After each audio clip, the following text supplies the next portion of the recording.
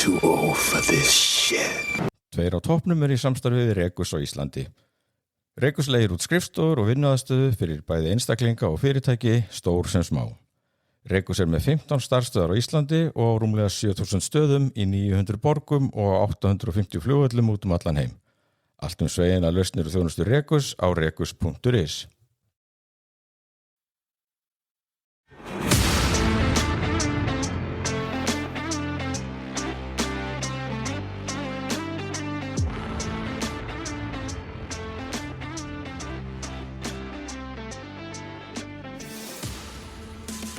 Ráðveislu hlustendur, þetta Tveir á toppnum sem hlaðvarp með okkur Oddi. Hlaðvarp. Og Tóta. Hlaðvarp. Já, hlaðvarp. Hlaðvarp. Ekki hlaðvarp fjölmiðlum að síðu sé, eða hvað? Það bara þannig. Þetta þáttur hashtag 134, sennilega þriðji þáttur ásins. Já. Ekki? Jú, það ekki rétt. Ég held að. Og við erum gestlausir í fyrsta skipti í svo langan tíma. Ég man ekki hvenær við vorum ekki með gesti í síðast. Ég segi bara loksins fæ ég að vera ég sjálfur. Já. Og tala það sem að mér hendar. Já. Sem nú ástæðan fyrir að við byrjuðum með þetta podcast sko. Já. Án ekki til þess að fá ykkur gesti heldur bara til þess að fá að tala í mikrofón og varpaði fram í kosmósið. Já, og það þarf náttúrulega kannski ekki að taka það fram að að mainstream fjölmiðlum velkomið að vitna í allt sem að hér fer fram og gera úr því sem stærstar og mestar fréttir. Það væri hrikalega skemmtilegt. Fá eins og eina frétt á Vísi, eina frétt á mbl.is og eina frétt á deva.is, jafnvel eina frétt á rú.is. Já, við höfum nú stundum komist inn á vísi.is og deva en við höfum eftir MBL. Við höfum eftir MBL, sko. Ég alltaf vonað að Marta Smarta myndi vilja taka við ykkur viðtal til dæmis. Já, magnaði hún sé ekki búin að því. Er það ekki svolítið skrítið? Ótrúlega velgengni. Já. Hlaðarsins. Og segla og úthald. Já. Annars var ég að spá, já, hann ætla að þú náttúrulega þá í vinnu, því að kollavinkona hvað reykir daginn, Einmitt. Heldur hún vilja vera þriði þáttarstuðjóknandi? Já, eða þurfti ég bara að stofna svona podcast, ég veit ekki hvað þetta heitir á íslensku, það var svona The Expendables, það er svona brottreknir, svona úrrögg sitja og spjalla, hvernig var það? Er ekki samstöðin? Er ekki samstöðin? Jú, það er búið að fá þessa hugmynd og í framkvæmd. Er ekki verið að gera það nú þegar? Jú, það eru ekki. Nei, þið eru miklu betri í þessu. Jesus Christ, hvað þetta geðu hvað þáttur. Ég hef stundum hugsað að þegar í Bretlandi það var mjög mikið svona podcastum að koma upp núna, ekki mikið, svona fyrirrandi pólitíkusum.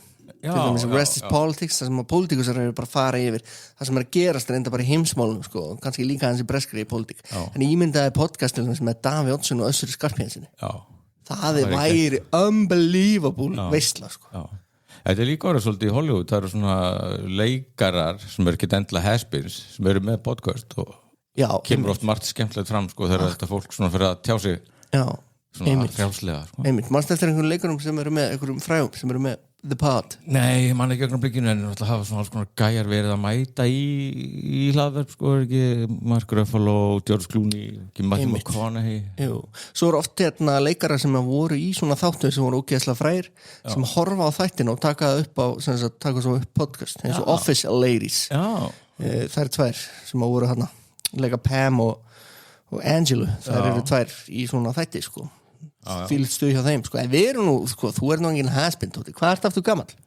Ég er að vera 55 ára á þessu 55 ára, en þarf þú ekki að fara að finna þér eitthvað að vinnu? Jó, við þurfum að fara að gera það Þú átt alveg 12 ára eftir á atvinnumarkaðnum, Jú, allavega, samkvæmt 55?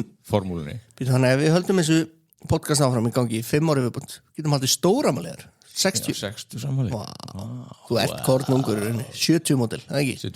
71 Þú veist að foreldrar mínu er bæði fættir 50 okkar 55 og 58 Þú ert kornungur í rauninni Já, ég meina ég er ekkert meina ég er ekkert neitt komplexar yfir þessu Ég er lasin núna Þú ert lasin, þú ert yfirleitt lasin Já, nú var ég svona alveg með svona pest Ég heldur reyndar að ég segi með þetta að byrja En er þið búið að liða illa? Er þetta á heimilega, fjölskyldan? Já, ég held kannski að var eitthvað að byrja mánudag þriðdag eitthvað hálsunum Svo fór ég að sækja Guss á leikskólinni í gær Og þá var hann vola lítill í sér og var orðin veikur Og ég elti hann alltaf bara leið og hann melda sér veikan Þá bara hellist þetta yfir mig Já, svona byrjar þetta Þetta byrjar náttúrulega, hann væntanlega kemur með inn frá leikskólanum Það er rík sko, þetta er rík. Ég er ekki búin að vera veikur sjálfur í marga mánuði sko, sem þýðir að hlýtur að vera einhver hræðilegur svarta döða pest framöndan. Já, að líka í sitt kuldi, þú veist, maður er náttúrulega frosinn í gegn bara. Þú veist, ég fór út að hlaupa í gær, ég hljóp 15 km síðustu viku. Ég hleypi í þessum kulda sko. Já, andaraðið bara, frosnu loftur. Já, það er svolítið það sem er að gerast sko. En ég er sko ekkit eðlilega vel klæddur sko, og með júusmysl, ég set júusmysl á allan líkamann sko. Annars fær maður svo hrikalega nutsar. Já, ég lenti í svo gerðvörðun, talaði ekki um það hér. Jú, ekki rifið það. Nei, þannig að ég hef oft verið betur sko. Ég er svo slappur og ég lítur út eins og hollensk nautalund. Hvað? Hollensk nautalund? Já, er það ekki skömmur í skórinn færist skerpikjöld? Já, færist einmitt, almáttugur. Jesus Christ, stóra málið maður, Stefán Einar og brandarinn í þjóðmálum. Já. Ég hlusta nú yfirleitt á þjóðmál sko, maður er orðin svo samdaunað sem maður kipir sér ekkert upp þetta. Neina brandara í þættinum. Nei, það er líka, þú veist, við getum nú alveg, eða þurftum eiginlega bara að hringja í Jakob sko. Þetta er smá jarðsprengi sveið, er þetta ekki erfitt? Tala grín sko, það getur ekki allt grín verið gott sko. Nei. Og stundum bara eru brandararnir alveg missefnaður og bara, það er bara þannig. Við höfum aldrei, við erum svo fárlega dannar. Höfum einhvern lendi að vera nýja að fólki skóluna hér. Nei, sko, þú ert náttúrulega dannaður og kurteis eðlisfæri og ég er náttúrulega, ég er á bremsinu á mér hérna. Meðvirku líka, ég. Já, ég líka náttúrulega svo sem. Einmitt, þetta er eitt meðvirknis podcast. Já, einmitt, já. Þannig að ykkur öllum óhætt. Einmitt. Heyrðu, það er engi gestir og sem er þú segir ágætt, þá fáum við bara að tala því að náttúrulega það búið svo mikið í gangi, það er náttúrulega búið að hlaðast upp svona á kantinum, alls konar dót sko. Já. Þannig að við getum kannski aðeins reynt að taka til þá. Já, algjörlega, ég meina við viljum vera svona leiðarvísir fyrir fólk, þannig að viti hvað það á að horfa á sem er náttúrulega endalaust. Já. Þetta er rosalegt sko. Ert þú búin að vera að horfa á eitthvað? Já, sko, ég er náttúrulega kláraði Plöðrubuss. Já. Ég var rosalega hrifinn. Já. Biggi Olgis, Birgir Olgisson, sem hann mætti hérna í síðustu viku, og góðu félag okkar, hann sendi mér fullt af skilbúð, hann var ekki eins hrifinn. Þetta er náttúrulega Vince Gilligan, gæði sem gerir Breaking Bad, sem gerir Better Call Saul. Já. Hann er eiginlega bara konungur sjónvarpsins, hann er stórkostlegur. Ég fílaði þetta bort, þetta eru sci-fi þættir, ég ætla ekki að spilla neinu, það bara fara óeðlir hlutir að gerast. Hún er í þessu, Rhea Seehorn held ég hún heiti, cirka, hún leik líka í Better Call Saul. Já, var hún ekki að fá Golden Globe? Jú, er það ekki? Fyrir leiksinn á þessari típu. Einmitt, við þurfum reynda að ræða það, Golden Globe verðlaunir maður. Já. Það er nú svona ákveðin, getur verið vísbending Óskarinn. Oftast, en já, Plöðrubuss allavega, að þetta er náttúrulega svo allt öðru sér en sko, náttúrulega Breaking Bad náttúrulega, frábærir og síkilt greinlega því að eins og við heyrðum í fyrsta þetta ásins 2. janúar, þá var Jakob Bjarnar bara uppgötta Breaking Bad bara núna daginn, sko, og fannst það frábært. Og svo náttúrulega kemur Better Call Saul alveg í rökréttu náttúrulega framhaldið, sko. Einmitt, og bjóst engin við neinu einhvern veginn af þeim þáttum, þú veist, það voru margir sem höfðu bara áhyggjur að þetta væri of mikil green karakter, hann Saul Goodman til þess að geta orðið eitthvað spennandi, en hún tókst einhvern veginn að gera svona speilmynd af Breaking Bad, sko. Og svo núna er náttúrulega, eins og segir, nú er hann komið í sci-fi og allt annað, en eftirstendur hvað, er hann sous vide kokkur sjónvarpsins eða hvað, meistari hæg eldunar? Þetta er rosalega hæg eldun, sko, hann tekur svo góðan tími í þetta og hann náttúrulega fekk bara það vilirði frá Apple, sem er ástæðan fyrir að þættirnar hans er á Apple Plus, af því að hann fekk bara ráða, hann gatt gengið inn í HBO, hann gatt gengið inn á Disney, bara gatt farið hvert sem er, og Amazon vildi fá hann líka náttúrulega, nema hvað Apple gaf hann sko, sem sagt, heyrði ég er svo hrifin af þessu, gaf hann bara tíman og sagði bara, þú mátt gera hvað sem þú vilt og mátt gefa út seríuna 2030 okkur er drullu saman, gangið vel og bara hann fekk algjörlega ráða öllu saman. En þetta er náttúrulega, þú veist, þú ert ekki eitt þetta, svona bara maður sér bara allavega minn Facebook Bergmánshellir, það er allir, bara allur heimurinn er bara á því að þetta sé bara með besta sem hefur komið lengi. Þetta er ég og mjög hrifin. Já, og en samt skoðan kannski svipa með Saul og kannski líka Breaking Bad að þú þarft aðeins svona beita þig kannski hörðu svona til að komast inn í þetta, sko, þetta er ekki þú veist ekki sogaðir inn kannski alveg fyrsta þætti. Nei, ég veit ekki. Mér fannst ég var alveg hrifin, sko, þú veist, en jú, á kannski fyrstu myndi ég segja mitt, já, þetta er frábær hendar umræða, sko, að við séum að tala um þetta, kannski svona fyrstu 20-30 mínútur, þá var maður alveg bara, heyrðu, hvað er að gerast í þetta? Já, hvað er í gangi? Nennis ekki. Þetta er X-Files, eða hvað? Einmitt, akkurat. En þetta er svona eitthvað tilbrigði við, Invasive Body Snatchers og alls konar, þetta fullt af vísunum, þetta bara allt er bara verið meirhluti mannkins verður bara svona eitthvað hive mind bara Já, allir voða náttúrulega meðvirkir og góðir og svona einn hugur sem að stýrir öllum og þetta virkar það alltaf vel þetta er svona margir ádeilu á þessu sem að eiga mjög vel við í dag Akkurat og svo verður alltaf að reyna að hreinsa hausinn á þessu einhverjum örfáum vandræðar hæðum sem að vilja ekki beygja þessu undir Akkurat hæfið Já, nákvæmlega Sko ég verði eiginlega að finna þetta er ömurlegt útvarp og ég byggðist afsökunar því en Biggi Olgers hann hann sagði mér hérna Pluribus er max 4 þáttar sería ég er meira að horfa á aðaleikona og auka personur borða en einhverja söguframvindu þetta er orðin ruggluð þróun Breaking Bad að þú væri mestu að horfa á Walter White borða What the fuck, skrifa Biggi Olgers Ég er einhvern veginn byggðu þannig að hver kafli ætti að vera að segja mann eitthvað en ég byggð kannski of mikið Já, svo hérna er hann eitt hérna, þetta er nú eiginlega ekki þú veist, ég held að þetta sé ekki spillir ég ætla bara að lega mér að hérna Nei, ok, ég ætla ekki, hann tala aðeins um lokaháttin og hann gerir sinna staði skona að það sé ekki mikið að gera sér lokaháttinum ok, þetta er án þess að spilla og ég ætla ekki að spilla neinu svo segir hann, Pluribus teka við Já, við erum öll að vera hægmanns í gegnum social media. I get it. Við þurfum að vera einstaklingar aftur. Takk fyrir ekkert, vinskilíkan. Já, segir Biggi Olgers. Þessi þungu högg, maður. En það er alltaf líka búið að gefa græntljós á framhald, þannig að það er sería 2. Þó að Biggi hefði treystið til þess að klippa þetta niður í 4 þætti. Fyndi, kannski, þú veist, einmitt, kannski er ég ekki nógu eitthvað, eða þú veist, fyrir þig líka alltaf eftir svona bara settinginu sem þú horfir á lunna í, þú veist, ég er bara einhvern veginn kunni bara að meta þetta og þetta er náttúrulega bara flott og velgjart Heyrðu, svo hérna er Landmann season 2 einmitt, alveg að klárast, þetta er búin að horfa á síðasta þetta er svona mitt guilty pleasure ég horfi á þetta ég horfi ekki á þetta með öðrum og hérna ég er ekki alveg búinn Nei, sko það er 1 þáttur eftir Það er 1 þáttur eftir, ok, ég ásens að ég er kannski svona 2-3 þáttum eftir Já, ok og hérna, ég er náttúrulega búinn reyndar að horfa í gegnum atriði sem er núna orðið hérna, sem sagt, eitt af fyrstu undeldustu atriðunum það er að dóttir Billy Bob Thornton sem er aðalpersonan sem er þessi olíubarón hérna í þessum þáttum hún sækir í háskóla og er að leiðrétta fornöfnum hjá rektor Ég skal taka hennar bolta hjá þér sko. Þetta er í síðasta þætti, 9. þætti og það kemur meira svo, skils mér ég er búin að sjá hvað atriði á samfélagsmiðlum Já, sko, hérna, þetta er náttúrulega svo fyndið að þú kallar þetta guilty pleasure sko. En hérna að þetta er svo því að sko, þú hefur nefnt þetta á sko, framsetningi að hvernig konurnar eru framsettar í sem þætti er rosalega gamaldags og eitrað Nei, persónur, það sem er aðgreinin þessa þætti, sérstaklega frá Yellowstone og 1883 og 1923 sem er allt hitt Sheridan sem er hitt Taylor Sheridan dóti er að Taylor Sheridan leyfi sér í þessum þáttum að skrifa ekkert eðlilega heimskar persónur og mér finnst þetta ekkert endilega bara við konur en þetta á sérstaklega við konur Já, það eru svo rosalega sko, sexualíseraðar og mikil bimbós en hérna sko og þetta er náttúrulega og þetta er Taylor Sheridan er náttúrulega kallmennska eitruð innan sviga alveg bara fyrir allan fenningin einmitt, fyrir þau sem hafa ekki hort á þessu landmannþætti þá er þetta basically bara þessi gæði er vinni olíu fyrirtæki Já, þetta sko ég held samt sko, það eru alltaf fáklæddar sko konarnar Billy Bob Thornton og dóttirinn eru alltaf bara í bíkinni sko. Það væri kannski alltaf lægi en ef það væri ekki alltaf að tala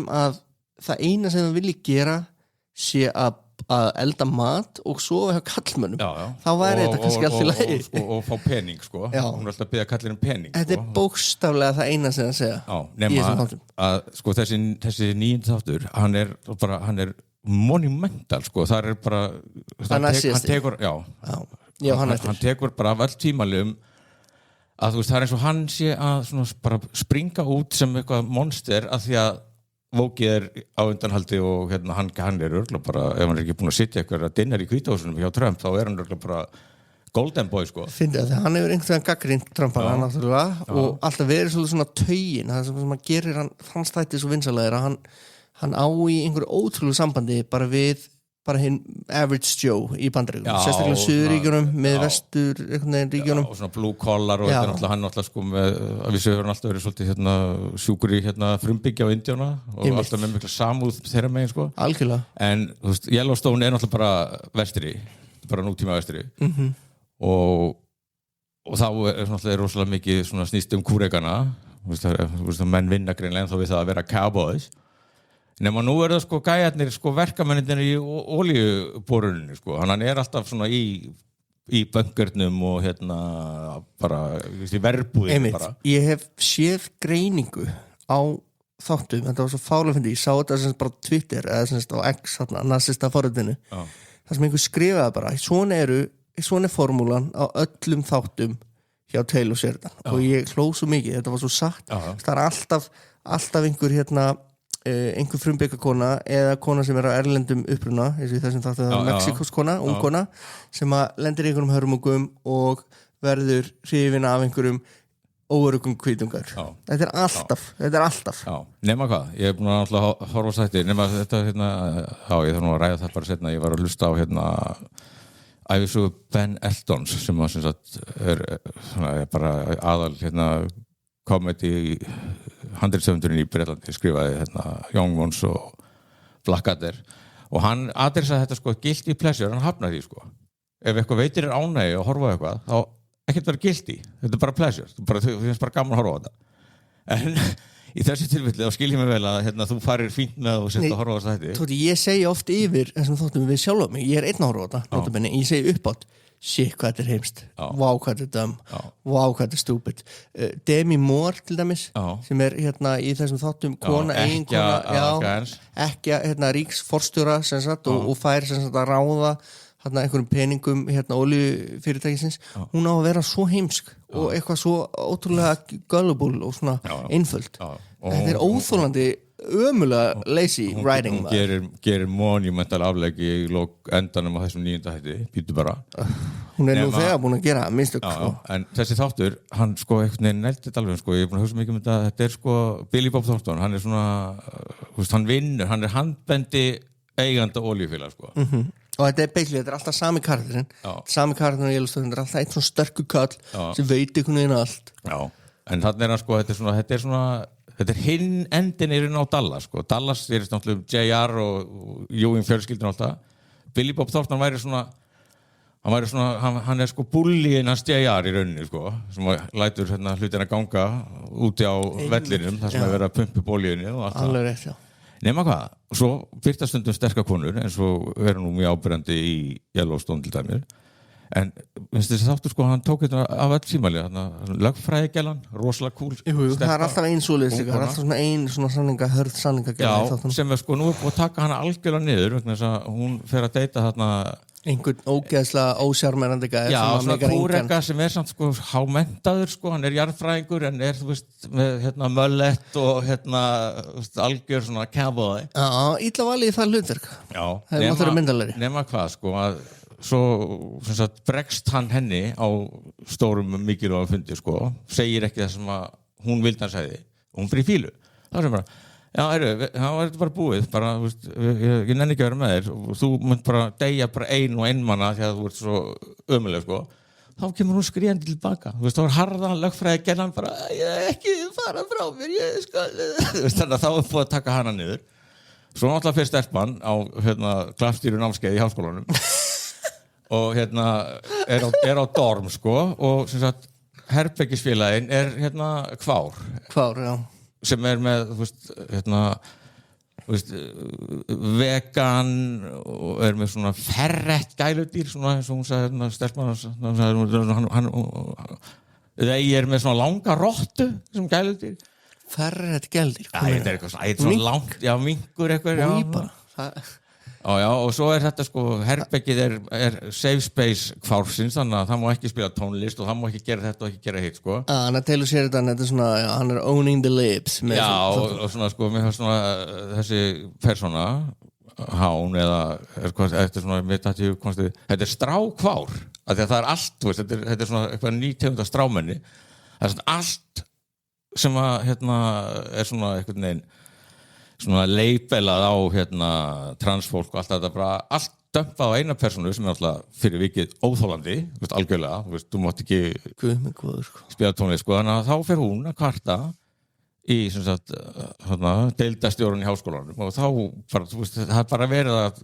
afgreiða þessi átök í háskólanum fyrir að sú kona byrja bara, já það fólk á nú rétt á safe space og maður bara átt að kalla sér það sem hann vill og svo náttúrulega samt og þá kemur náttúrulega kemur nuclear mamman bara og rústar þessu öllu þannig að það bara á svona strandpartí bara með kokteila með hinnum cheerleaderunum og háninu eða kvárinum ekki boðið og bara, já þetta bara manneskja sem bara neita sér allt sem skemmtilegt og hún verður bara að lifa með því bara leðileg ok, þetta bara hún var sýtur og bara ok we get it þetta svo hýmskir þættir málið náttúrulega að Taylor Sheridan búin að gera risasamning við þetta stúdíó sem ég man ekki hvað heitir frábær blaðamar frábær podcastari með mikla undirbúningsvinni fyrir hann að þátt hann búin að gera risasamning og þeir bara reyða sig algjörlega á hann bara hans þættir, þetta bara hann á í svo góðu sambandi og hann fer alltaf fram á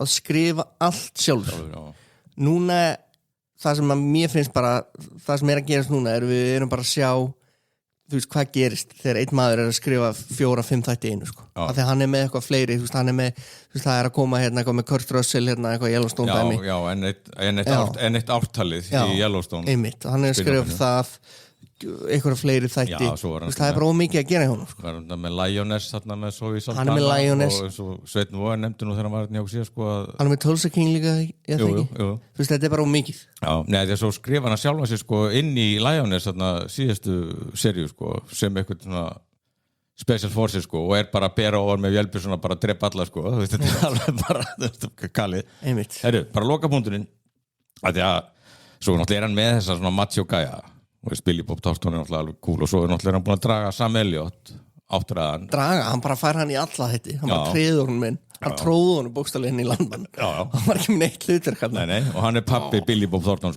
og hann svolítið svona leiður og illa farin og það þarf að fá hann til þess að hreyfa sig þannig að þá þarf hann að fara í physical therapy eða svona hvað heitir þetta, sjúkraþjálfun nema Billy Bob Thornton, hann náttúrulega fer ekki og finnur sjúkraþjálfara, heldur fer hann bara á eitthvað Goldfinger, eitthvað strippibúlu bara pikkar út eitthvað bara setja stelpu, eru þú svolítið 5 á súlinu eða ekki?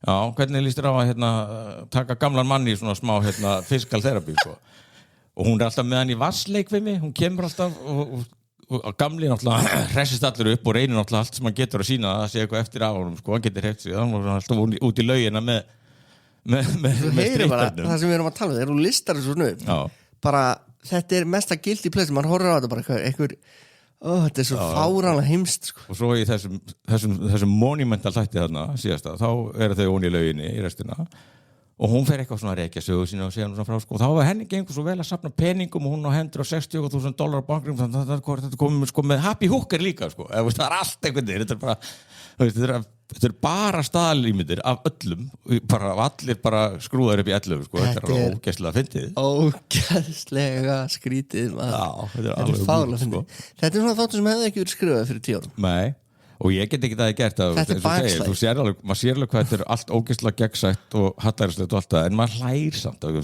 finnst alveg fyndið já en mér það sem en maður er kannski meira að hlæja að þessum þáttum og þessar sögur einmitt og þessar sögur með allar leikja mellir hluta en höfuð syndina svo að manni leiðist allt oft þegar maður horfir á þætti finnst mér á sama tíma af því að það er heildaplotti er ekki nú spennandi nei, ég er náttúrulega hvað það er fjármagna eitthvað olíuborun skaðabótamál út af eitthvað borun sem klikkaði eitthvað þú veist einmitt þetta er bara Taylor Sheridan hann það bara einbært að segja einu gefa sér góðan tími í þetta þess að tóna niður machoisman í sér jafnvel fá með sér eitthvað fólk eða þú veist bara til þess að eitthvað sem er ekki jálið já og einmitt hann er greinilega með ómikið jáfólki í kringu sig það er alveg auglúst herru, svo ég nefndi Night Manager daginn með honum Loki, hvað heitir hann, Tom Hiddleston þessi þriði þátturinn í seríu 2 er þetta alveg störtlaða?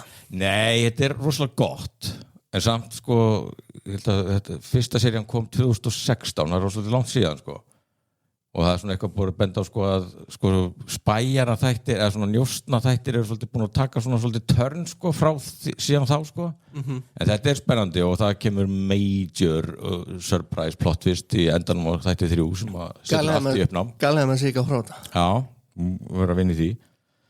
Heyrðu, svo bara annars allt svona Painting by Numbers sko, Fallout, það eru komin 5 þættir, ég er alveg að fíla þetta sko. Ég er rosalega hrifinn. Þetta bara með því betra. Þetta skemmtilegt og vel gert. Mér finnst þetta vel hefna, ég er smá eftir á held ég, einum með 2 þáttum eftir á og er alveg að ná þessu.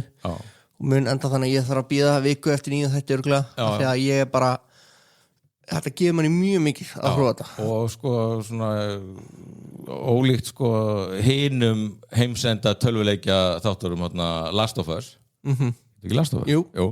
Sem var geggjað fyrsta sísón sko svo bara fólk er bara held ég bara í fílu bara, og margir sem kláruðu ekki sísón 2 sko þetta heldur alveg sko, þetta er alveg sami ég er mjög sammála, það er greinilega búin að vera einhver pæling, það er einhver ein pæling með einhver heildar söguþráð og þannig að þú veist, þessi sería hún er svona, hún gefur manni ótrúlega gott svona framhald heldur manni og bætir hún á samt persóna sem eru til staðar og hérna náttúrulega okkar maður hérna, hvað heitir hann sem leikur The Ghoul aðal Goggins Walton Goggins, tvífarið þinn hann er algjör stjarna í þessum þáttum og svo náttúrulega Aron Móten okkar maður sem að bara hérna er með íslensku tengingu og hefur búið á Íslandi hérna töffarinn, bara bjóð í Kópavoginum það gerir þetta flott sko þetta er bara, það er geðveikt það var amazing að fá hann eitthvað í svo tónum Heyrðu, svo náttúrulega bara svona gleðiefni fyrir mig að á 15. daginn fyrir sléttir viku þá risu Law and Order SVU upp úr híatusi sko, voru að byrja aftur Þú fagnar því? Byrjaði með 2 þætti, það var slegið saman Law and Order og SVU sko og mikil veisla hjá mér Ice-T sem er hérna með skerta viðveru til þess að lækka framleiðslukostnaðinn, hann hérna mætti Heyrðu, já svo hérna verð bara klárum þetta sjónvarsdót sko, þegar við erum búin að vera líka duglegir að fara í bíó Já, ég er nefnilega, við ætlum að tala eitt á eftir en ég þarf líka að koma einum punkt að orðina við kveðum sjónvarpi sko að ég koma honum að right now það er sjónvarpi sem öllum máli skiptir sem að þú horfir ekki á nógu mikið af raunveruleika sjónvarpi that's back núna náttúrulega kemur bara þú veist á daginn að núna í janúar þá eru náttúrulega bara þetta nýjar Traitors-seríur það er náttúrulega Celebrity Traitors UK það er sem sagt inn á sín það er þetta að horfa þar svo er þetta inn erlendis og erlendis að minnsta kosti þá er komið nýtt Traitors UK og Traitors US og í bandarísku seríunni þá er alltaf Celeb og aðeins eftir ég aðeins byrjaðar á þessu breska þetta er ógeðslega gott Svo ég ná þessu, það er Traitors Bandaríkin og Traitors Bretland og er svo þetta Celebrity í Bretlandi það sér Já, nema það er þú veist líka það er sem sagt sama konan sem er að hýsa sem sagt er með þetta eru tvær seríur þá Já, hann gerast á sama stað gerast báðar í Skotlandi ég reyndi nú að fara ángað eins og ég sagði þér hef sagt í þessum þætti og hérna, þetta er bara svo gott TV að þetta er byggling fyrir þau sem er að hlusta og hafa ekki hugmynd þá er þetta hérna svona murder hérna, hvað segir maður svona hérna Murder mystery bara þetta er svona raunveruleika hættir svolítið svona eins og Survivor það er bara, þú veist, það eru einhverjir 20 keppendur eitthvað sem að dvelja saman í kastala í Skotlandi svo eru valdir 3 svikarar þú veist, þetta er bara svolítið eins og Secret Hitler svolítið eins og Among Us tölvuleikurinn sem var að vinsælli í COVID og hérna og þetta er svo skemmtilegt það er svo mikið twists and turns og þú veist þegar fólk er að reyna að finna hvort annað og svo er alltaf sem sagt atkvæðgreiðsla á kvöldin og þau kjósa út eitt sem þau halda sig svikari þetta er svo geðveikt TV Tóti þú verður eiginlega að horfa ég er nefnilega með rúsin í þennan pilsanda fyrir en þú varst hrifnari af bandarísku, þú byrjar að horfa á Traitors Nei, sem sagt munurinn ég hef almennt verið hrifnar af breska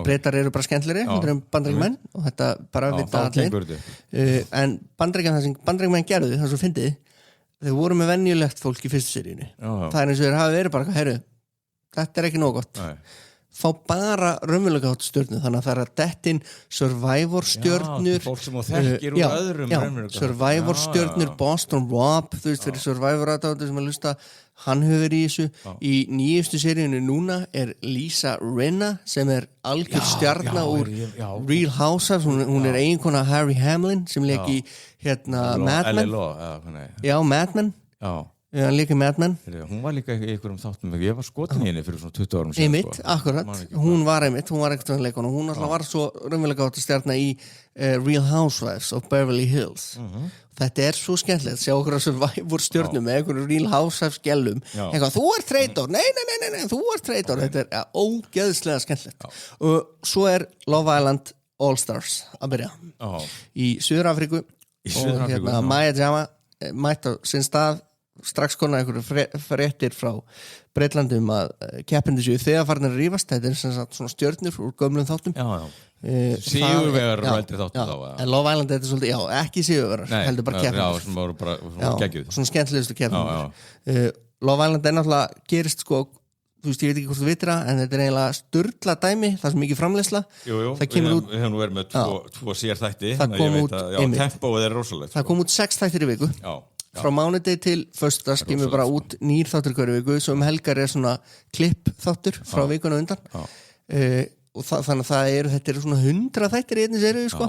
Þetta svolítið mikið og oftast ef serían ekki nóg góð þetta maður út en holy shit sko síðasta seríu var geðvik þannig að ég spenntur það nú bara janúar kannski ömulegu tími fyrir einhver og einhverja en nei, góður þá ég að koma með, nú kemur skúpið ég rakst á guðmóður þáttarins tekja toppnum daginn Kollu Bergþórs brakandi fersk og nýregin og við fórum eitthvað að spyrja hana hvað ertu að horfa á eitthvað?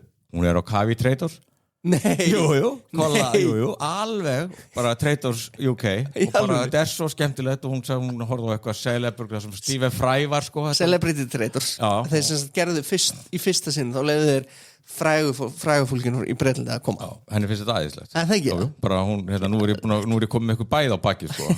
og hún sagði að það var líka svo gaman að því að þú veist hverju þessi 3 Traitorar eru sko. það svo skemmtilegt sko, að vera með þá vitnesku nefnilega nema hvað sko, með þess að bara fyrir hlustendur 2 tónum þú veist, ég mæli með öllum seríunum Celebrity Traitors UK mjög skemmtilegt það reynda mjög mikið á svona BSC-stjörnum í Breitlandi sem engin veit eða þú veist, ég vissi ekki hverju voru sko ég frekar að þekkja fólk í bandarísku seríunum en þeirra venjulegt fólk eins og núna bara þessi sería sem í gangi núna Traitors UK þeirra venjulegt fólk sem vill svo mikið vinna peningin það svo miklu heitari leikur sko, út af því að þú veist það allir svo dannaðir þegar þetta frægt fólk sko fyrirgjöf ég held þú sér Traitor sorry, fyrirgjöf, það allir að reyna að vera svona kurteisi sko, að meðan að núna þegar fólk vil vinna peningana það var allir bara holy shit, bara nei, ég vil ekki ég ætla ekki að tapa þessu sko. Þannig að það alveg klikkar sko. En þegar að þú veist Oddur og Kolla Bergþórs eru að horfa á þetta þá hlýtur þetta að vera gott sko. Það geðveikt að koma með Kollu og Traitorsvagn sko. Ég náttúrulega að agitera fyrir að sín fara að búa til Íslands Traitors góð hugmynd þess að Kolla sem henni finnst þetta svo skemmtilegt að hún geti alveg hugsað sér að vera svona í hóp með svona 3 sykurum og það er agalega gaman að þessu sko. Ég myndi að getur ímyndaður að vera með hvað það var í gott sem var sko. Vera með, þú veist, einhverja stjörnur Utta Blö, Ólaf Darra Kollu Bergþórs Stefán Einar þetta var störla sjónvarpsefni sko.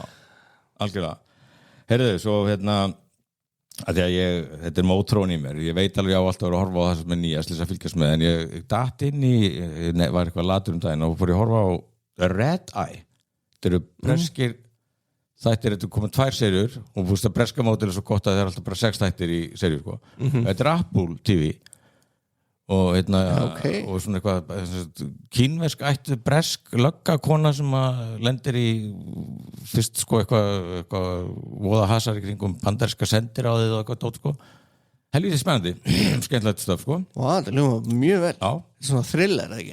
Svona, hvað ég var að segja, anda 24 eða eitthvað svona, þetta alveg Hversu oft ætlum við að uppgötva einhverja nýja þætti á Apple sem að enginn hefur talað og enginn er að pæla Þetta bara óþrjótandi Hefur Apple gert einhver seríu sem er slæma?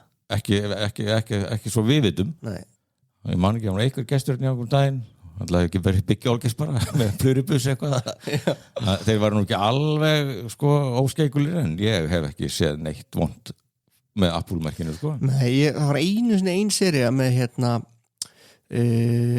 ég man ekki hvað hún heitir, þetta ræðilegt útvarp en hún, sú sería gerist í Japan og eiginmaður hennar deyr og svo fær hún eitthvað vélmenni frá eiginmanni sinn hún fer að rannsaka morðið með vélmennu og þetta var alveg svona skemmtilegt konsept en það er eins og þeir hafa bara saltað þetta alveg eftir á ég held ég sé að hóta að vera veiku líka maður ég er að fara Já, þú hefur þá viku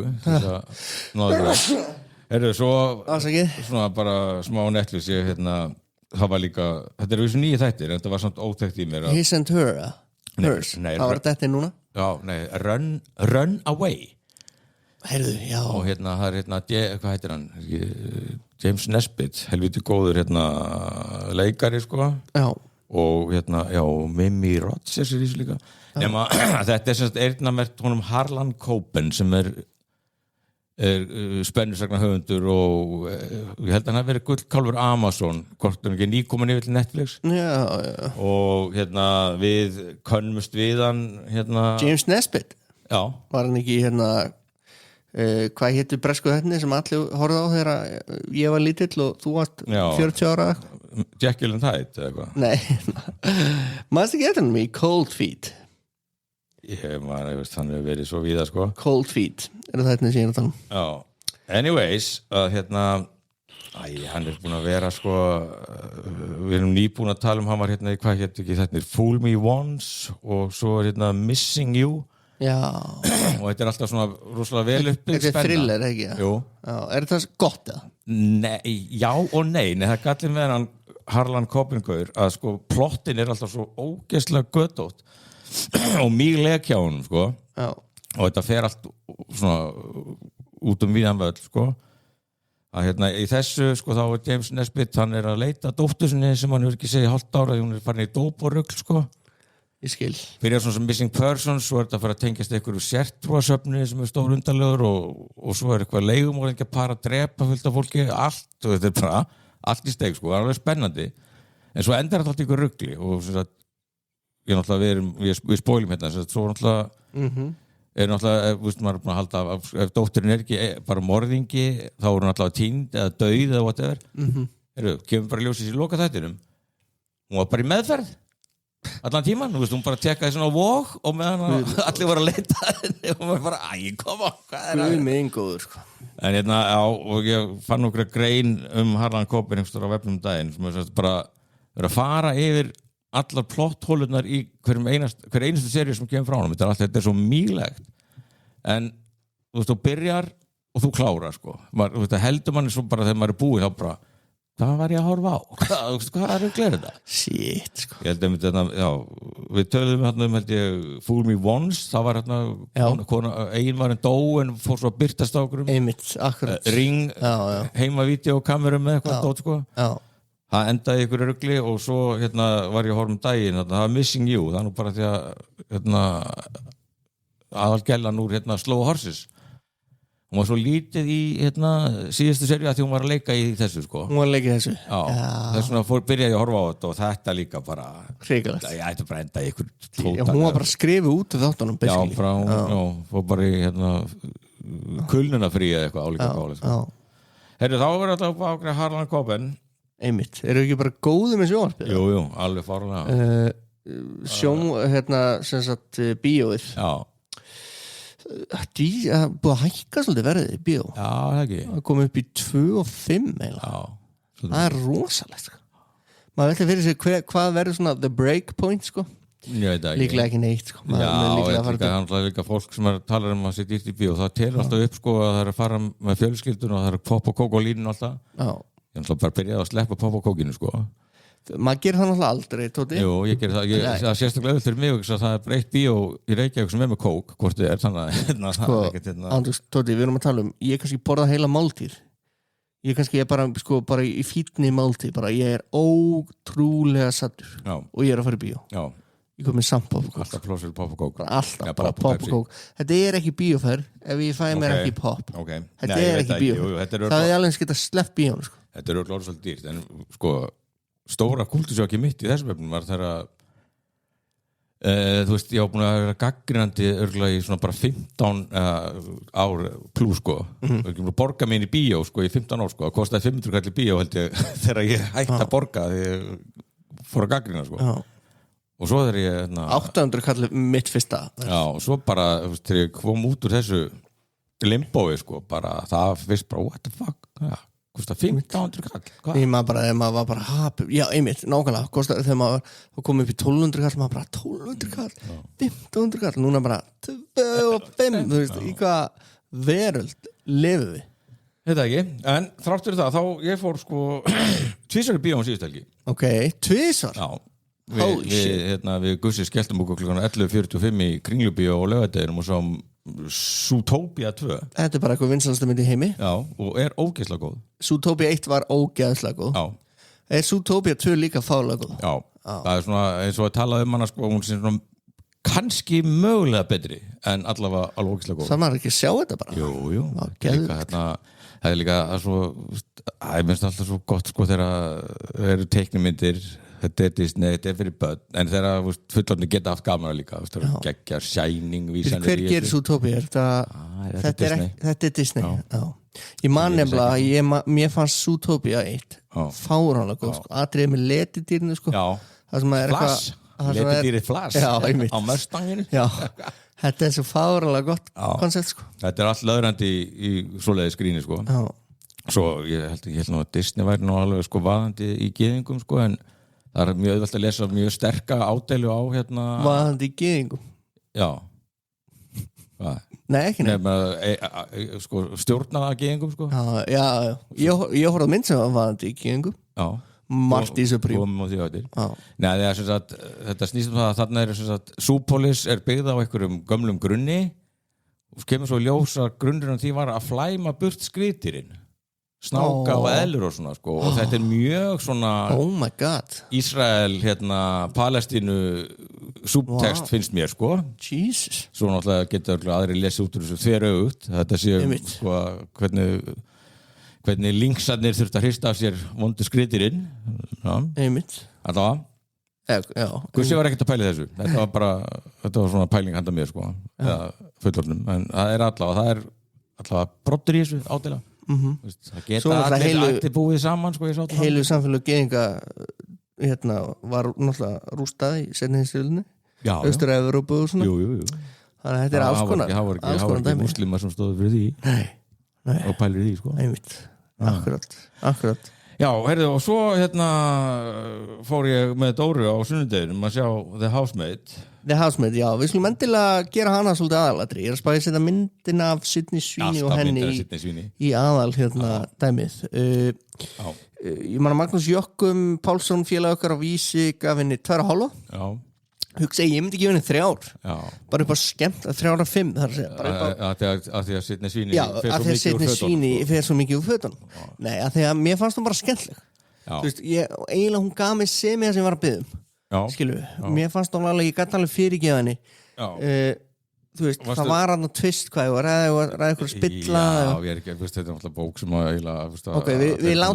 við látum vita á hann við spillum en það kom allavega hann að tvist í seinni hlutum myndarinnar það gaf mér alveg helling ég var mjög ánægð með gæðan sem leki í 1883 Já, Brandon Sklenar 1923 sem að leka aðalhuturki sem leki eiginmannin aðalhetjan myndin sem sagt, Sydney Sweeney leikur hérna bara einhverja konu sem að vanta bara vinnu Nei, sko, þetta er náttúrulega, hún er sko nýkomin úr fangelsi og býr í bílnum sínum og fellur á skilorði hún er ekki með fasta búsett og fasta vinnu þannig að hún fær hérna vinnu við að vera svona housemaid svona bara eiginlega au pair og þarf að búa inn á ofboðslega ríkum hjónum í svakalega flottu mansioni og Amanda Seyfried hún er náttúrulega langbest hún er hún rullar hvað hún er sko. góð í þessari mynd hún er hérna helviti tæpa tauginni hún er eiginkonan, styrla á taugum eiginmaðurinn ógeðslega ljúfur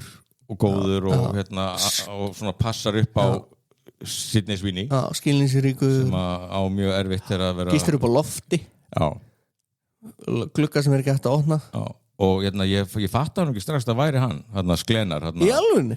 Þinn maður? Já, minn maður þegar ég féll þar fyrir eiginmannum djúðlega sérmennandi maður sko. Já, þetta minn maður, því hann mjög góður sko. Hann ekki að fara að vera hann Brandon Sklenar? Hann ekki að fara að vera eitthvað stórstjarnar? Jú, hann hefði kannski átt að breyta nafninu eitthvað sko. Sklenar Þegar svo þegar fyrsta skrýmyndin kom þá var Skít Úlrik var aðalgæinn ætlar að heita þetta hann hvarf svo bara getur ekki bara heita hvað sem hann búin að vera í ýmsu sá gæi sko. Hann búin að vera allavega í It Ends With Us sem Cursed myndin með Ryan mannst ekki það voru alltaf Blake Lively og Justin Baldoni voru alltaf að rífast í þeirri mynd hann var líka einhverju svona hryllingsspennumynd daginn þar sem hann fór á svona blind date og það var verið að hrella konun á dateinu með einhverjum hótunum í Drop já. Akkurat já, allavega, þá sko þarna allt svona mjög dularfullt og skrítið á þessu heimili og okkar kona Sydney Sweeney bara ekki sér mjög fljótt að hún hefur bara farið úr öskun í eldin sko, þetta bara hún mjög leðileg við hana já, og bara tekur svona bara fits, bara æðisköst og þetta náttúrulega gaslýsing alveg á fullu sko já. En svo náttúrulega ekki allt sem sýnist nema hvað, að ég fór náttúrulega með 0 væntingar á þessa mynd að ég hef lesið þessa bók Þetta byggir á bók já, ég vissi það ekki þetta er svona hvað heitir hún, Freida McFadden dælur úr glæpasögum og spennusögum sko, með þvílíkum afköstum þetta er svona Stellu Blómkvist quality sko, og þessi bók algjört rusl sko. Og hún algjört rusl? Já af hverju verið að gera bók þetta er ógeðslega vinsælt og þetta er svona þessi bók, þetta er svolítið Harlan Coben sem ég var að tala um áðan sko, hún upp mjög svona creepy stemningu minn svolítið Yrsu stundum, Yrsa ógeðslega flinki að búa til ógeðslega þrúandi, creepy stemningu í hryllings- og spennusögum sko. Og sá hluti fannst mér betri í bókin heldur í þessar mynd ég fann enga spennu í þessar mynd mér fannst ekkert verið að gera sko. Nei, mér fannst sko þetta er allt svo förðulegt í fyrir og maður skilur ekki nákvæmlega hvað í gangi og Sydney Sweeney náttúrulega hvernig hún bregst við því allt svo svona það er eitthvað, það er stundum það er eitthvað með hana eins og bara titillin á gagnrýni hjá Magnúsi á Vísi bara við þurfum að tala um Sydney Sweeney sko út af því að hún svo virkar svo áhugalaus muldrar alltaf það er svo allavega sko mér fannst hún allavega ekki sko því hún allavega risanafn sko hún kom ekki vel út á samanbæri við Amanda Seyfried sem var bara frábær sko hún allavega bara fyrir mér þá gerði hún þessa mynd sko nema hvað, svo náttúrulega kemur tvist en svo bara plotti frekar þund sko og ég restin og ég man bara ég var búin að gleyma þessari bók ég las hana og ég man bara þegar ég var komin á endan bara ertu ekki að grínast ætlar að bjóða mann upp á þessa lausn já ok svo búin að gleyma þessu eða þannig ég myndi ekkert sko og þetta náttúrulega svona fyrir þetta Dóru fannst þetta mikið skemmtilega en mér sko þetta sé nú svolítið svona konum minn sko já ég tók eftir því sko í salnum hjá mér það var hérna bara heilu konu bara fáranlega margir konu vinkonu og allar auðvitað búin að lesa bókina sko mér fannst nefnilega svolítið billegt einmitt af því að núna ég einmitt tala stundum með handrit og svona í þessum þætti hjá okkur lokalösnin og ég leiði mig bara að tala um það núna við erum komin á 48. mínútu og þau fyrir hlustundu sem hafa ekki séð þessa myndi ég bara, þeir ekki að með svo miklu þannig en ok, þegar hann dauður eiginmaðurinn, kemur að ljósa þessi eiginmaður í skrýmsli þegar hann dauður hvernig þau sleppa við þetta sko að bara lögreglukona bara vorkinni já og sko það náttúrulega nei þú veist þetta fer út í sko þetta er svona þrúandi íri sálfræðitrillir þetta endar í stöðumæluorðunum sko þetta er bara svo fósbærarskets sko í restina sko okay. Þú veist, það búið að sviðsetta hana dáið þarna af slísförum heima hjá sér og svo bara með skurða á hálsinum og það var eitthvað löggukona skurður á hálsinum og svo bara þetta var illmenni sko og í bókin þetta ennþá svæsnar sko þá var gamall detektiv kall sko hann var nú með dóttur minni fyrir 8 árum hún beðið þessum aldrei bætur það var ekki bara þetta er bara ok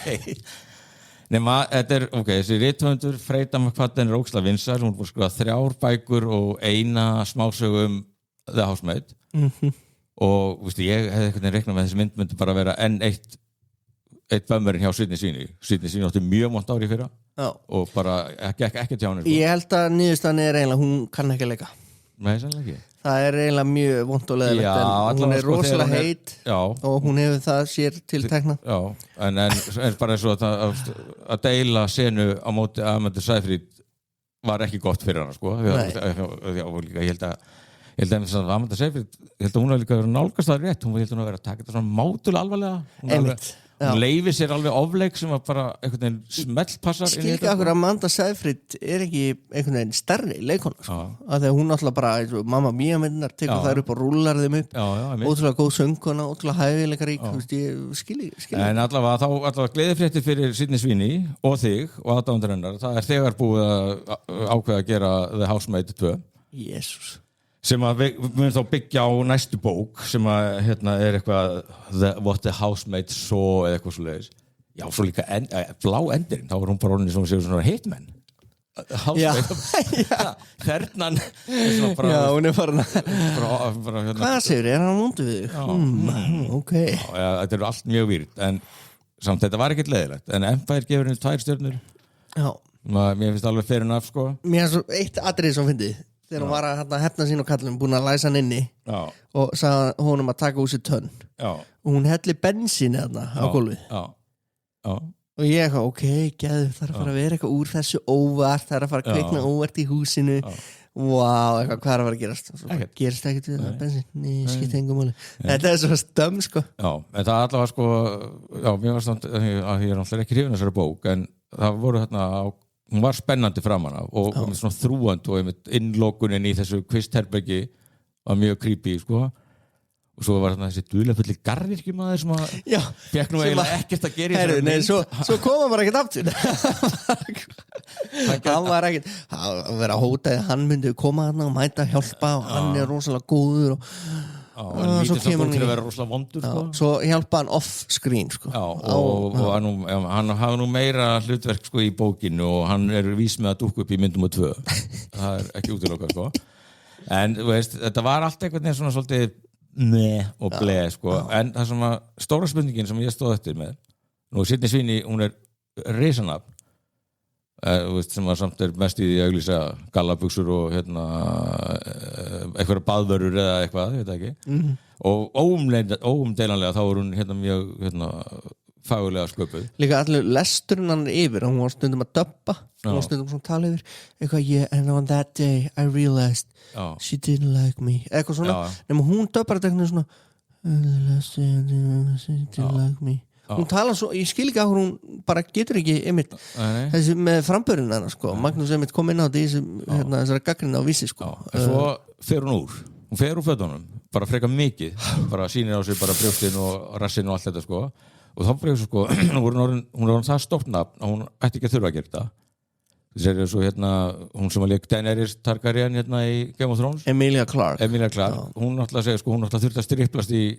fyrstu þáttaröðum sko, svo þegar hún var orðin nafn og bara, hei, gleymi þessu ég er ekki að fara að striplast ég er Emilia Clarke sko.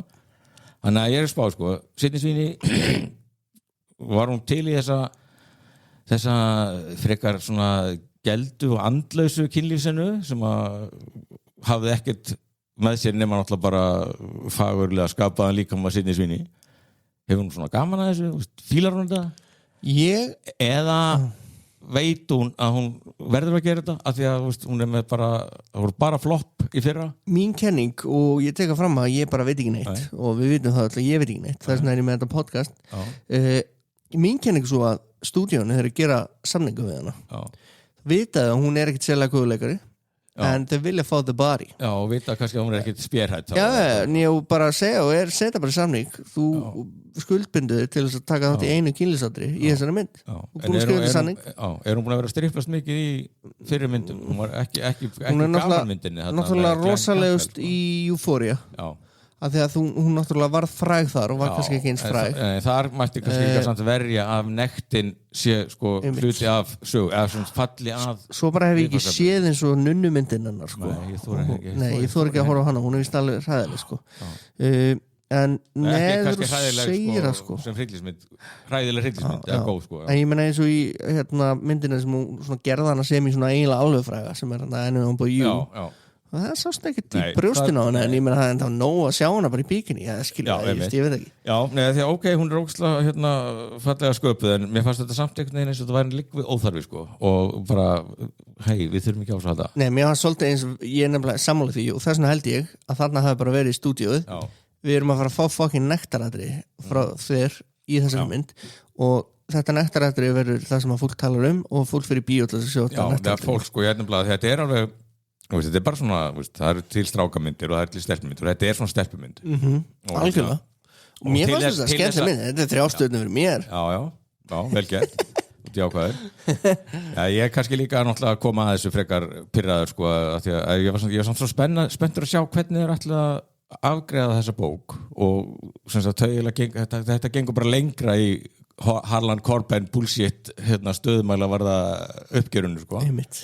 En líka til þess að tryggja nú að kallarnir komi líka í bíó eða nenni að fara með konum sínum kærustunum sko, þá var kannski ágætt að kvissist út að hún fer úr allu Ég meina ég hef aldrei það var mjög öðvöld að fá kallar til að mæta þessa mynd Já, þó hún væri ekki að strippa mér fannst hún bara mjög flott bara full klætt sko, hlaupa niður tröppur svona hringstjart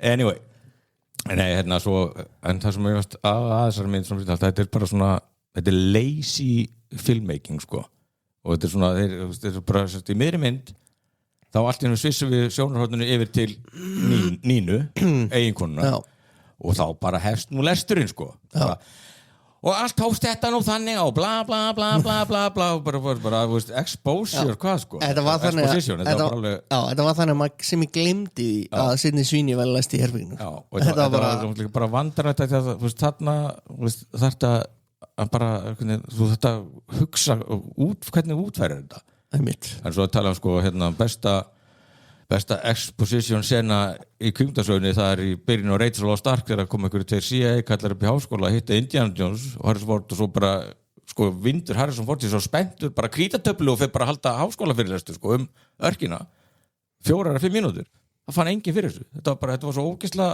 vel gert að þá gleipur þetta í þig og fattar ekki eins og að sé verið að fýta þig sko. Algjörlega sko. En þetta bara að lesa fyrir mann eitthvað bref bara og líka bókin er öll svona kaplarnir heita sko Nína alltaf svissa á milli sko okay. En það hefði kannski aðeins mátt svona vanda sem er sko. En þetta er komið upp í eitthvað 200 milljónir og þetta er allt bara að gerast bara gott fyrir Sydney Sweeney bara, já, þetta er fyndið hún er það verður mjög spennandi að sjá hvort hún munum bæta sig já, en hún bara þurfti desperately á að ég halda að koma mynd sem að skilar einhverju penning og gerir eitthvað þannig að þetta er gott já, þessi hérna sem nefndir hérna Anything But You já. Hún var náttúrulega einn vinsælasta mynd þar síðast árs sko. Og hún og Glenn 2024 Glenn Campbell Glenn Powell bara í toppmálum sko. En þetta, þessi innegn hún fer mjög hratt sko. Ef þú tankar bara 4-5 myndir í röð þá bara ferður bara að vera bara hespin sko. Þannig að þetta er alltaf gæn þetta er harður heimur þetta er grjótharður heimur en hérna, já, þetta var samt alls ekkert leiðilegt sko. Þetta var ekki þjáning nei, þetta var skemmtilegt já. En ég halla mig frekar að hérna, gaggrænda vísis heldur en hérna, blaðamanni vísis í stjörnugjöfunu sko. ég Magnús Jokkum sé svolítið svona nærði með 2,5 sko. 2,5? Já, ég hef farin í alveg í 2 sko. Jesus Christ það er þá bara á þeim fórsendum að ég náttúrulega bara eitraða kall og þetta var sterkum mynd sko. Nei, ég er bara líka bara svo smart til materiálið bara er ekki gott sko. Nei Heyrðu, ok, en allavega við fórum bíó og svo sá ég mitt þegar ég fór á The Housemate, þá sá ég fullt af flottum trailerum meðal annars en hann hvað heitir hún? Marty Supreme, ég er búin að sjá hana þetta er annar Safdie bræðrana sem gera allar myndirna saman gera núna myndir í sikkur læg og þetta er þá klárari Safdie bróðurinn jú, ég hugsa það er ekki hinn nýbúin að koma með mynd sem var ekki mjög góð var það málega, ég man ekki hvernig þetta var en þeir gerðu Uncut Gems með Adam Sandler já. og þessi mynd svolítið anda þeirra mynda, hún svolítið mikið, hún hröð og allir eru mjög reiðir og það allir að skráka annan og allt að gerast. Þetta svolítið eins og The Bear sem að þú náttúrulega aldrei átt á. Nei, við erum svolítið fyndið sko, trailerinn bara lofa rosalega góð, þetta gerist ekki cirka svona 1950. Timothy Chalamet tók þér að fara að fá Óskar fyrir þessa mynd. Já, ekki Leo, DiCaprio. Fyrir One Battle After Another, þar sem hann leikur sjálf á sig. Já, sem hann leikur þetta út. Nei, bara 100% ekki. Timothy Chalamet tekur Óskar. Þú heyrir það fyrst þér. Já, nei, bara svo ég komið á meiri manna, Egill Helgason búin að sjá sem mynd. Og hann sett á Facebook að þetta væri sko, þetta áhugaverðasta mynd borðtennis sem hann hefur séð. Pingpong, ég meina, hversu margar myndir hefur maður séð pingpong? Einmitt, akkurat. Er þetta sannsölu mynd? Ég veit það ekki. Ég veit ekki neitt, sko, en hún gerist einhvern veginn á, sko, þú veist, kannski tölum með mig. Ég held að við ættum að taka hana sér þátt. Já, hún er ekki frumsýnd fyrir 22. janúar, þannig ég ætla að spara mig. Já. En þetta er sem sagt smá svona perióda, sko, þetta gerist 1950 eitthvað. Já, sem er ógeðslega heillandi tími. Ég sá það bara starf tegðum, ok, þetta er bara, veist, þetta er heimur sem ég fíla sko. Tóti, þú verður svo hrifin að þessari mynd sko. En verður búin að taka hjartaliði áður en þú ferð? Ég er með tæki sko inn í mér. Já, þú ert með tæki Gangráð sko. Við erum að tala um að sko, gangráðurinn er að fara ströyma þig svona 4 sinnum á þessari mynd sko. Af því að það er bara, þú veist, bara ég upplifði bara, maður var bara brugð þarna að horfa á þessari mynd.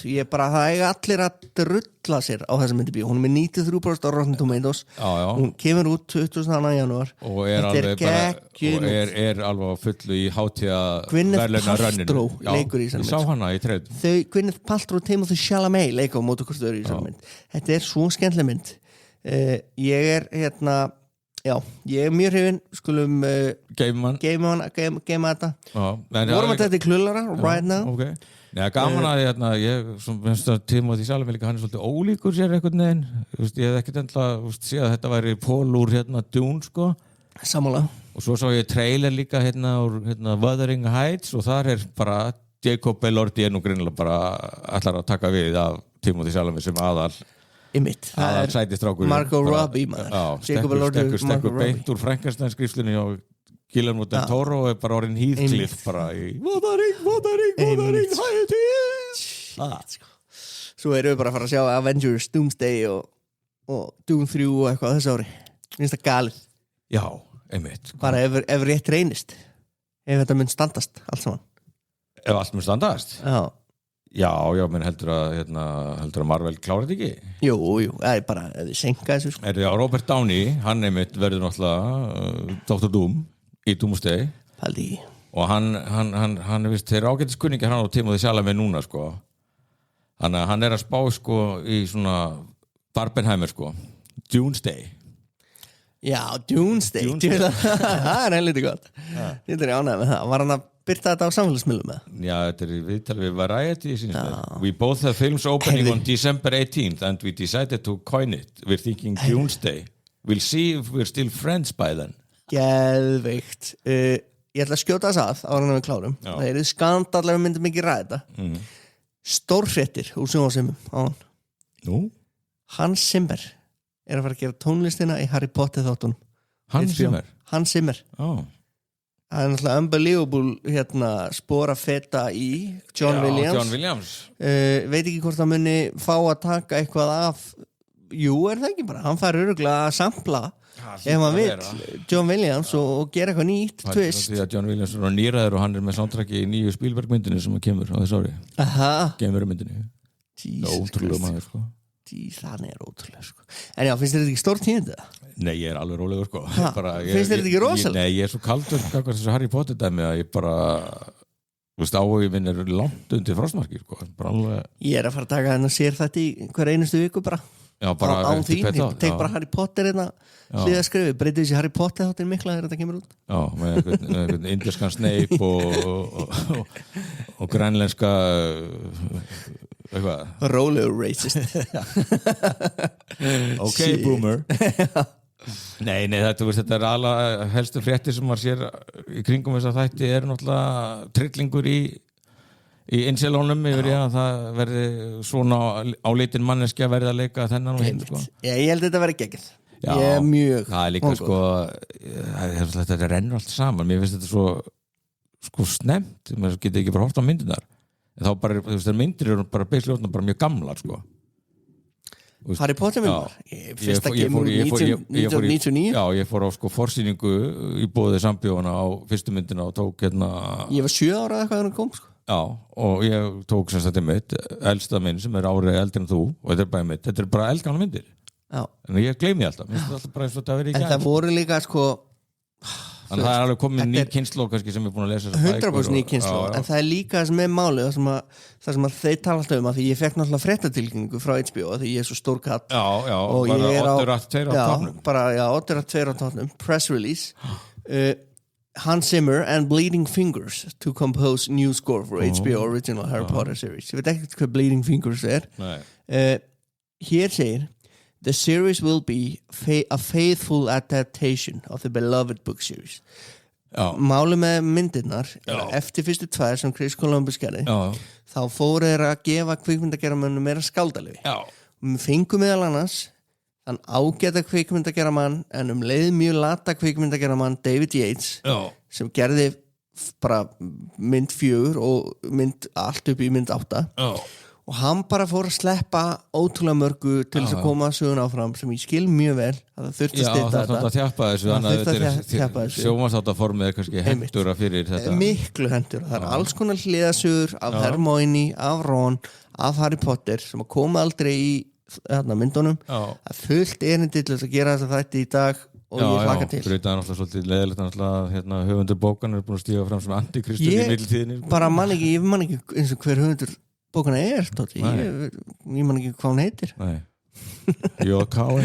Já, var það það var ekki eitthvað kall sem skrifa þetta ég maður ekki við náttúrulega erum búin að við erum bara 2 sko við erum í 1 klukkutíma og 5 mínútum þetta er hámark narsans gaman samt að því við erum 2 narsisistar getum ekki gefa okkur þá mikið tími í Golden Globe sem ég fyndi að Bill Maher sko sagði fyrirfram að hann myndi ekki fá Golden Globe fyrir uppistands þann lið út af helvítis bókinu svo tapar hann fyrir Ricky Gervais það er einhver villa í útreikningunum hann sko. Þú myndi bara nefna eitthvað bara á 1 mínútu varst það ánægða með Golden Globes var þetta ekki bara svona freka basic Timothy Chalamet tók velun það var svona ég fylgdist nú ekki eitthvað voða vel með þess en það var allavega ekkert sem kom mér á óvart sko.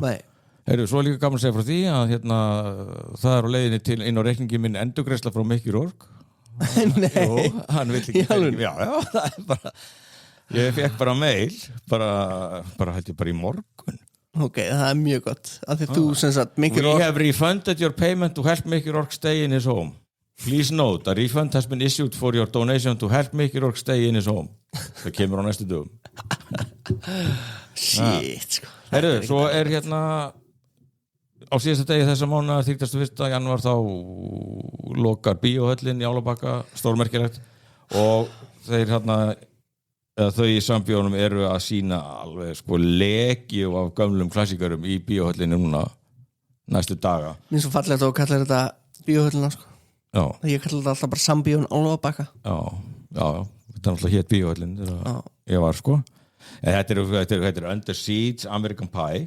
Lethal Weapon 22. janúar bara myndin sem er siðferðilegu grundvöllur þessar þáttar þessar laðar einmitt Wall-E, Naked Gun Forrest Gump Big Trouble in Little China, Goonies Arachnophobia, Halloween Being There Roger Rabbit og Porky's sem að ég sá ég ætla að fara á Lethal Weapon það er svona mynd sem að er hún eitthvað sérstakann dag að nokkra dag í röð hún er fyrst sín 22. ok þannig að við munum að fylgjast betur með þessu þetta er end of an era þetta er monumental moment í sögunni sko. einmitt, eins og ég hef sagt, þetta er mitt bíó ég er náttúrulega elst upp í Breiðholti ég er breiðhildingur og þangað lappaði ég alltaf í bíó þetta var mitt bíó og þetta er eiginlega bara harma fregn að mínum mati. Já, þetta er svolítið sorglega sko en maður er nú búin að horfa eftir hansi mörgum kvikmyndahúsum æsku sinnar en svona þetta er svolítið stórt þetta er líka því að bíóhöllin breytti öllu sko þegar hún kom. Það er þannig, það ekki þurfum við ekki eiginlega bara við förum betur yfir það síðar við þurfum að gera eitthvað veglega þátt bara þetta það ekki absolutt það ekki bara 1 og 8 bara 2 eru við svona miklu narsar nei við höfum bara frá svo miklu að segja einmitt það er máli þetta er ekki samstöðin nei Tveir á toppnum. Já, þetta ekki einmitt, akkurat, þetta tveir á toppnum hvetjum ykkur til að fara í toppfólk ef þið eru að hlusta á okkur og hafi aldrei farið þangað, það Facebook-hópur skemmtilegur, mjög skemmtilegur þar getur verið ímisvísari og bara þar til næst, eða ekki bara? Jú, einmitt svoleiðis. Takk fyrir okkur.